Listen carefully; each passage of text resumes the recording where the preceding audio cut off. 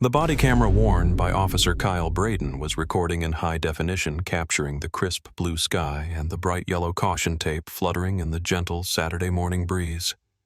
He had no way of knowing that the footage he was generating at that very moment would eventually be played in law schools, implicit bias seminars, and federal courtrooms for decades to come. The woman he was approaching, standing alone in the middle of the empty playground, did not look like a criminal to anyone with an ounce of discernment. She was wearing tailored charcoal slacks, a cashmere cardigan, and sensible leather loafers. She was holding a clipboard, not a weapon. But Officer Braden, 27 years old and confident in his authority, didn't see Dr. Althea Vance, the 58-year-old superintendent of the entire school district. He didn't see a woman with a PhD in education administration who managed a budget of $300 million. He saw a black woman on a closed property, and in his mind that equaled a suspect. Before we unravel how this routine patrol turned into a citywide scandal, I need you to take a moment. Pause and check your surroundings. Imagine doing your job, the job you've dedicated 30 years of your life to, and having someone treat you like a trespasser in your own domain. If you believe that respect should be a two-way street, make sure you're subscribed to the channel. This story is going to make your blood boil, but you need to see how it ends. Dr. Vance adjusted her glasses, peering at the freshly poured rubberized surface of the new Lincoln Elementary play area. It was 10:00 a.m. on a Saturday. The school was closed to students, but for Althea the work never truly stopped. The district had spent 2 years fighting for the bond measure to renovate this playground in one of the city's most underserved neighborhoods. She wanted to see the finished product with her own eyes before the ribbon-cutting ceremony on Monday. She noted a small, uneven seam in the rubber near the slide and made a precise note on her clipboard. She was enjoying the quiet, the satisfaction of a job well done. Then gravel crunched behind her. She didn't flinch. She was used to interruptions. She assumed it was perhaps the contractor or the groundskeeper she had emailed earlier. She turned slowly, a welcoming, professional smile beginning to form on her face. That smile died instantly when she saw the uniformed officer striding across the playground, mulch his hand resting instinctively aggressively near his service belt. He wasn't walking like someone looking to have a conversation. He was walking like a predator who had cornered prey. The black and white cruiser was parked haphazardly on the grass verge, its lights flashing silently, cutting through the peaceful morning atmosphere. "Stay right where you are," Braden called out, his voice booming across the empty swing sets. He didn't offer a good morning. He didn't ask if she needed assistance. He issued a command. Althea stood her ground, her posture straightening reflexively. She had spent decades commanding auditoriums full of unruly teenagers and contentious school board meetings. She was not easily intimidated by a young man who looked like he hadn't started shaving until she was already a principal. "Good morning, officer," Althea said, her voice calm, resonant, and clipped with the precise diction that had silenced angry parents for years. "Can I help you with something?" Braden stopped 10 feet away from her.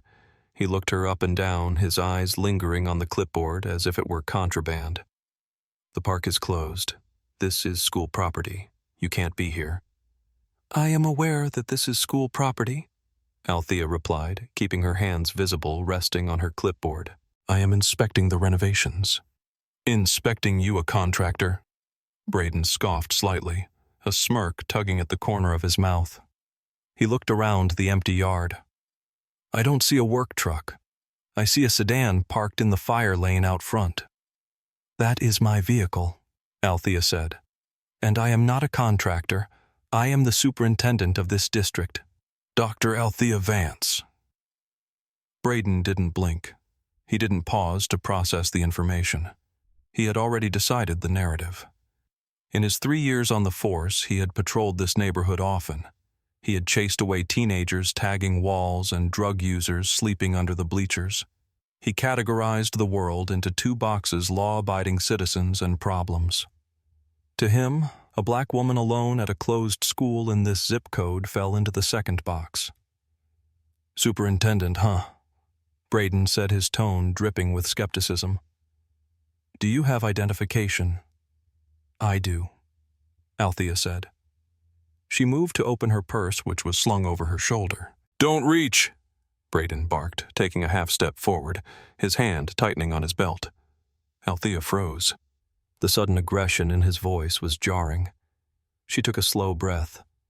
This was the reality she had warned her own sons about, the reality she had hoped her position would insulate her from. She was wrong. "Officer," she said, her voice dropping an octave, becoming colder. "I am reaching for my wallet to provide the identification you just requested. My district ID is in the front pocket. I also have the master keys to this facility in my hand."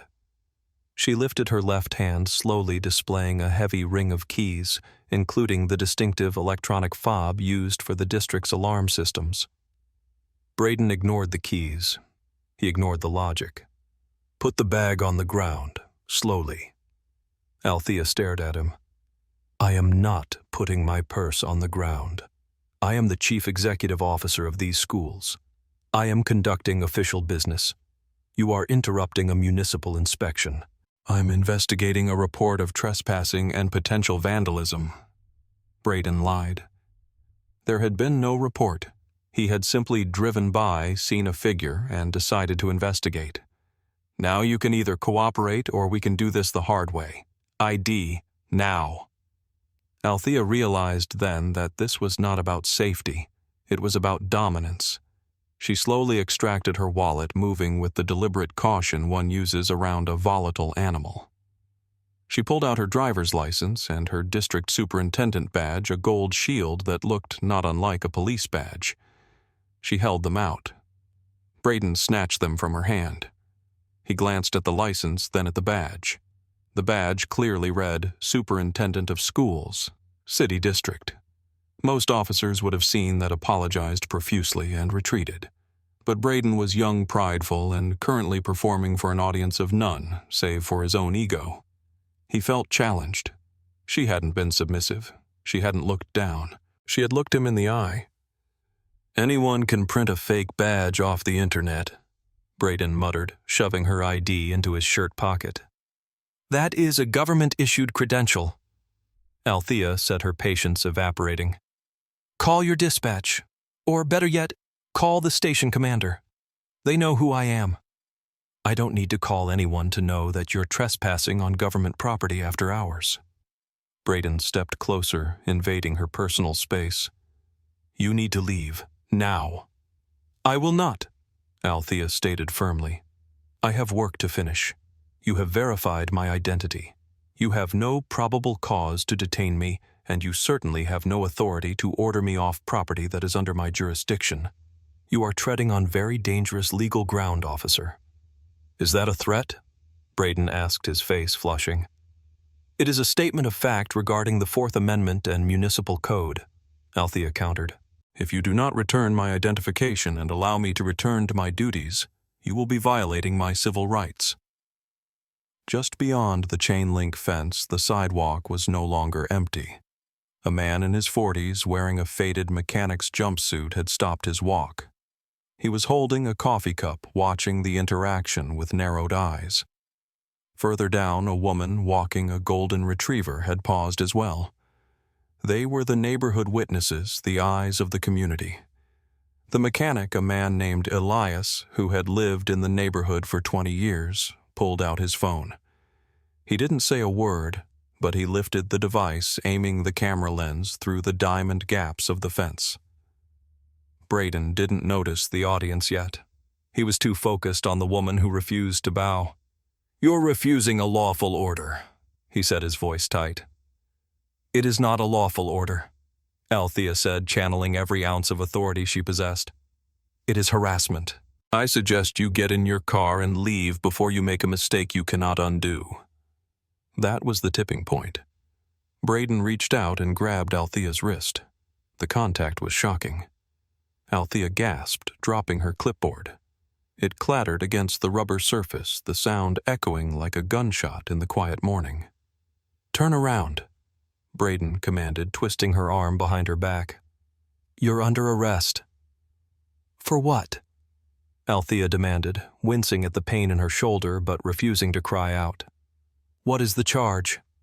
"Trespassing, failure to obey, resisting." Braden recited the litany of vague charges bad officers use to cover their tracks. He unholstered his handcuffs. The metallic ratcheting sound of the cuffs closing around Dr. Vance's wrists was sickening. "Officer," Althea said, her face pressed near the officer's shoulder as he manhandled her. "Look at the camera. Look at your body camera. Mark this moment. You are arresting the superintendent of schools on her own campus. You are ending your career." "Stop talking." Braden grunted, tightening the cuffs more than necessary. He marched her toward the gate. Elias, the mechanic at the fence, spoke up. His voice was gravelly and loud. "Hey, that's Dr. Vance. She runs the schools. What are you doing?" Braden looked up, startled. He saw the phone pointing at him. "Back up. Back away from the fence. This is an active police investigation."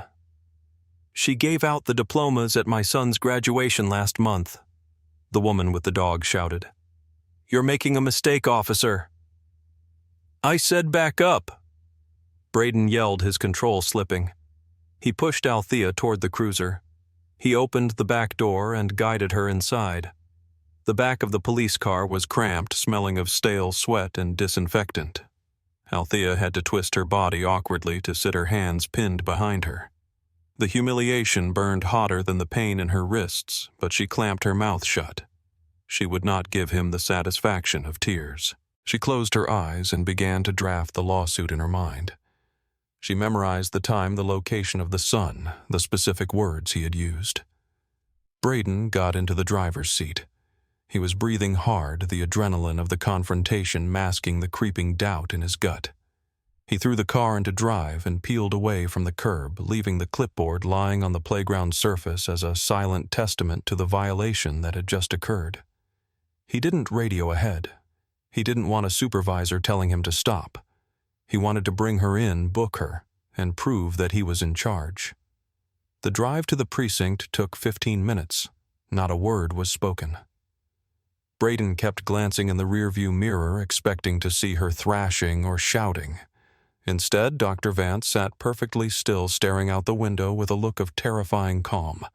It wasn't the look of a criminal. It was the look of a judge waiting to deliver a sentence. They arrived at the 4th precinct. Braden pulled into the Sallyport, the heavy garage door rumbling shut behind them. He hauled Althea out of the car. She walked with her head high despite the awkwardness of the handcuffs. He led her through the secure doors and into the processing area. The station was relatively quiet for a Saturday morning. A few officers were drinking coffee at their desks. The desk sergeant, Thomas Miller, was behind the high counter. Miller was 54 years old, a 30-year veteran who had seen it all. He was looking down at some paperwork when Braden walked in with his prisoner. "Got a trespasser from Lincoln Elementary," Braden announced, trying to sound casual, trying to sound like he had done good police work. "Refused to identify, resisted arrest." Sergeant Miller looked up. He adjusted his reading glasses. His eyes went from Braden to the woman in handcuffs. Miller froze. His coffee cup stopped halfway to his mouth. He blinked, thinking his eyes were playing tricks on him. He looked closer. He recognized the poise. He recognized the face. He had sat in the 3rd row of the high school stadium just 3 weeks ago, watching this woman shake his daughter's hand and hand her a diploma. He had voted for the school bond she championed. Miller stood up slowly. The chair scraped loudly against the floor. "Braden," Miller said, his voice dangerously low. "What did you do?" "I told you, Sarge," Braden said, faltering slightly as he sensed the shift in the room's atmosphere. "She was on school grounds, refused to leave, claimed she was some kind of boss." Miller walked around the desk. He didn't look at Braden. He looked at Althea. "Dr. Vance?" "Hello, Sergeant Miller," Althea said politely. "I believe we met at the Rotary Club pancake breakfast last year." The color drained from Braden's face. It happened instantly, like a curtain dropping. "Uncuff her," Miller ordered. He wasn't shouting. He was whispering, which was far more terrifying. "Sarge, she—" "I said uncuff her right now." Miller roared, his voice echoing off the cinder block walls. The other officers in the room jumped up. "Do you have any idea who this is? This is the superintendent of the school district. She owns the building you arrested her at. You idiot." Braden's hands shook as he reached for his key. He fumbled with the lock. The click of the handcuffs opening was the loudest sound in the room. Althea rubbed her wrists. There were deep red indentations where the metal had bitten into her skin. "I want the chief," Althea said. She didn't look at Braden. She looked directly at Miller. "And I want the city attorney. Now." "I'm calling the chief right now, ma'am," Miller said, guiding her toward the open conference room away from the holding cells. "Please have a seat. Can I get you water, coffee, ice for your wrists?" "I want my property returned," Althea said, remaining standing. "And I want this officer's body camera footage secured immediately before it can be accidentally corrupted." "It's already uploading to the cloud, ma'am. I'll make sure it's flagged," Miller promised. He turned to Braden, who was standing there looking like a child who had just broken a priceless vase. "Go to the chief's office. Sit there. Don't speak to anyone. Don't touch anything. Just pray." Chief of Police Robert Halloway was on the golf course when the call came. He arrived at the station 20 minutes later, still wearing his polo shirt, his face pale. He knew Althea Vance. They served on 3 different municipal committees together. He knew she was a woman of immense integrity and zero tolerance for incompetence. He burst into the conference room. Althea was sitting at the head of the table. Her wrists were bruising, turning a dark purple. She looked up as he entered. "Althea." Halloway breathed. "I am so incredibly sorry. I don't know what to say. This is a catastrophe." "It is not a catastrophe, Robert," Althea said coolly. "A tornado is a catastrophe. This was a choice made by an officer you trained operating under policies you approved. He's a rookie. He made a mistake, a terrible mistake," Halloway pleaded. "We will drop all charges immediately, of course. We can expunge the arrest record by Monday morning. You have my word." "You think dropping charges is the end of this?" Althea finally stood up, her voice rising with the controlled fury of a storm. "I was handcuffed like a common criminal for inspecting a playground I built. I was humiliated in front of my community. If I were a 19-year-old boy in a hoodie instead of the superintendent, I would be in a cell right now, wouldn't I? That officer didn't stop because of the law. He stopped because Sergeant Miller recognized me." "We will handle this internally," Halloway said. "Braden will be disciplined." "No," Althea said. "You will not handle this internally. I am filing a federal civil rights lawsuit against this department and Officer Braden individually. I want his badge. I want his gun. And I want a consent decree that ensures no other citizen in this city has to fear a badge simply because of the color of their skin." "Althea, please, the publicity. The publicity is already out there, Robert," she said. "2 witnesses recorded the entire encounter. I imagine it's already on social media. I suggest you check your Twitter feed." She was right. The video from Elias's phone had been uploaded 30 minutes prior. It was titled, "Cop Arrests School Superintendent at Her Own School." It already had 50,000 views. The comments were a landslide of outrage. Althea walked out of the precinct 20 minutes later. She refused the ride home from the chief. She called her husband, a retired surgeon, who came to pick her up. As she walked down the precinct steps, the heavy door clicking shut behind her, she felt the weight of the exhaustion hit her. But she didn't slump. She knew the cameras were watching. By Monday, the city was in turmoil. The video had gone national. CNN and Fox News were running segments.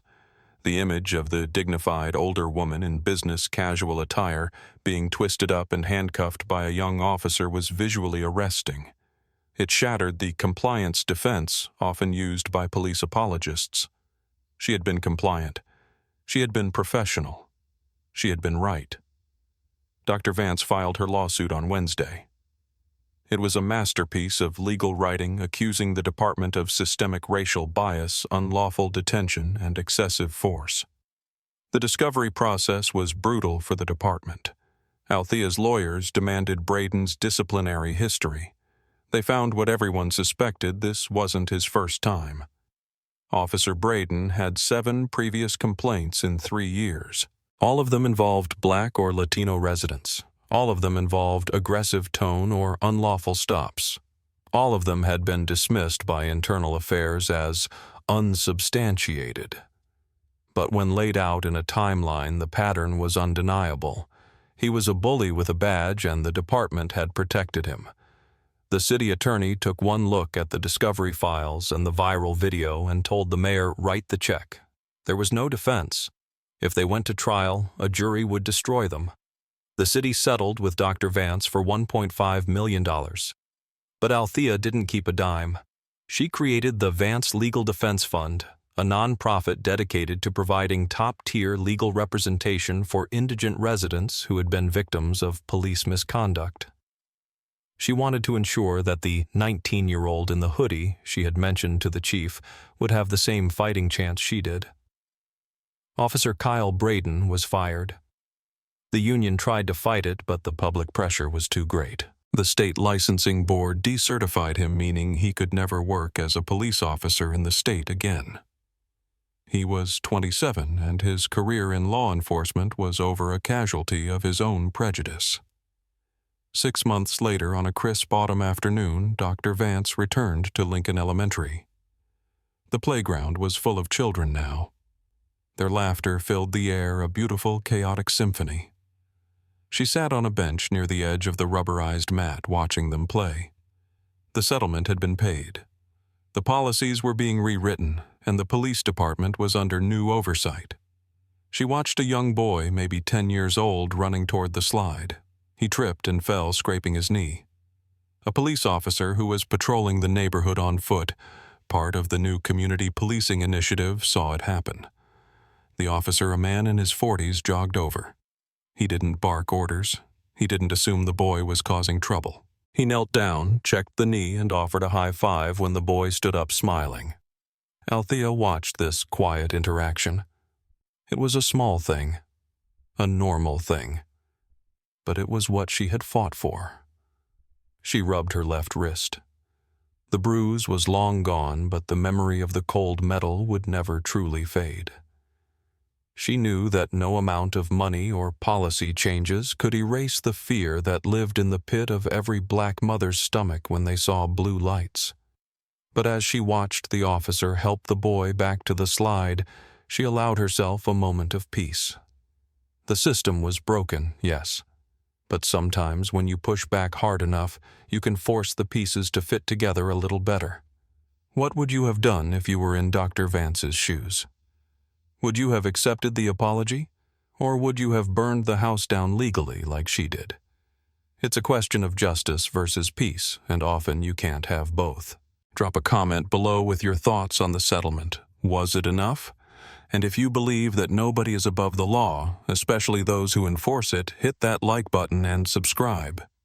We have more stories coming that shine a light on the truths people try to hide. Until next time, stay safe and know your rights.